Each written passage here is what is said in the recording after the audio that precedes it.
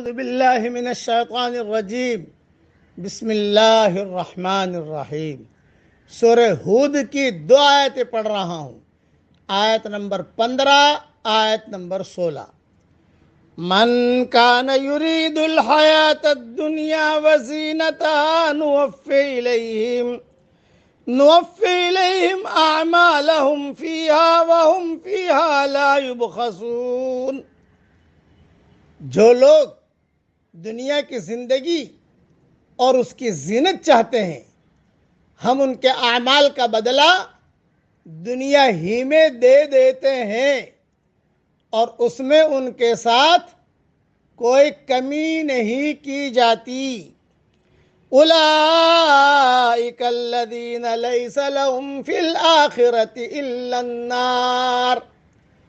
یہی لوگ ہیں جن کے لیے آخرت میں آگ کے سوا کچھ نہیں ہے۔ وَحَبِطَ مَا صَنَعُوا فِيهَا وَبَاطِلٌ مَا كَانُوا يَعْمَلُونَ۔ انہوں نے دنیا میں جو کچھ بنایا تھا وہ برباد ہوا اور خراب ہوا جو انہوں نے کمایا تھا۔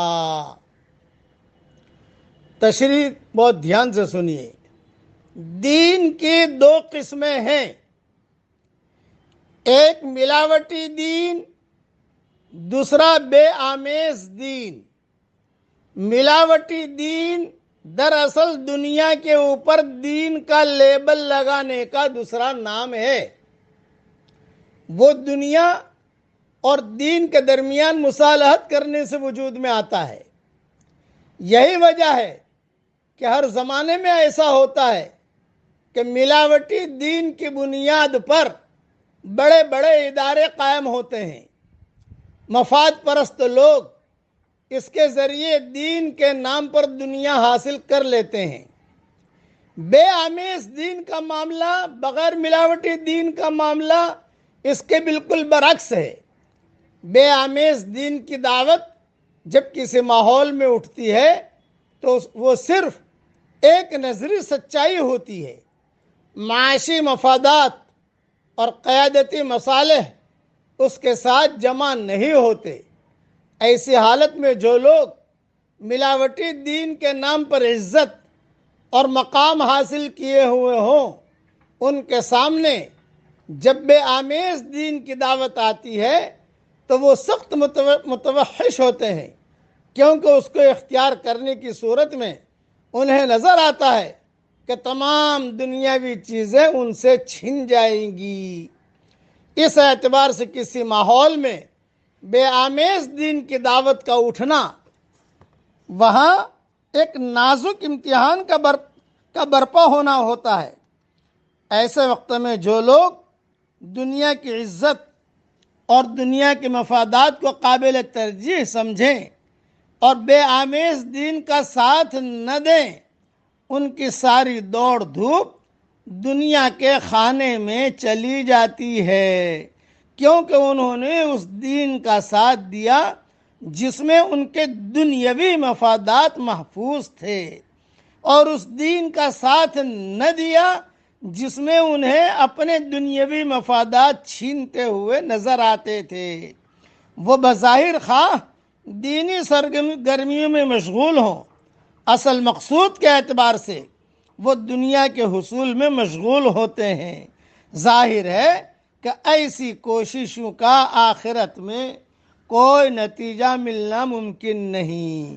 خلاصہ کلام یہ، دین کا کام دنیا کے لیے خدا نخواستہ ہم نے کیا تو وہاں اس کا کوئی بدلہ نہیں ملے گا۔ دین کا کام صرف اللہ کے لیے کریں گے تو وہاں اس کا پورا بدلہ ملے گا۔ یہ پوری تشریح کا خلاصہ ہے۔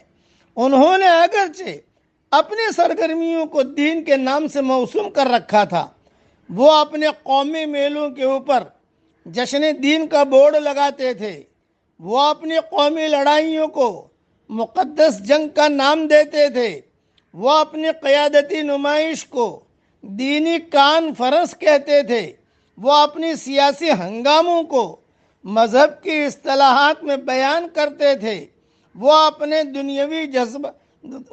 دنیاوی جذبات کے تحت دھوم دھام مچاتے تھے، اس کو اللہ اور رسول کے ساتھ جوڑتے تھے، مگر یہ ساری تعمیرات دنیا کی زمین میں تھی، وہ آخرت کی زمین میں نہ تھی، اس لیے قیامت کا زلزلہ انہیں بالکل برباد کر دے گا، اگلی دنیا میں ان کا کوئی انجام ان کے حصے میں نہ آئے گا۔ ایک جملہ اور سن لیجئے، جب حقیقی دین ختم ہو جاتا ہے تو دھوم دھام والا دین باقی رہتا ہے۔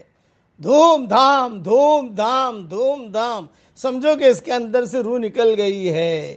جو حقیقی دین ہوتا ہے وہاں دھوم دھام نہیں ہوتا، وہاں تو کام ہوتا ہے، آدمی کام کرتا ہے۔ اللہ تعالی حقیقی دین ہم سب کو عطا فرمائے، اور آمیزش والا دین، ملاوٹی دین سے اللہ تعالی ہم سب کی پوری پوری حفاظت فرمائے۔ آمین۔ وآخر دعوانا ان الحمدللہ رب العالمین۔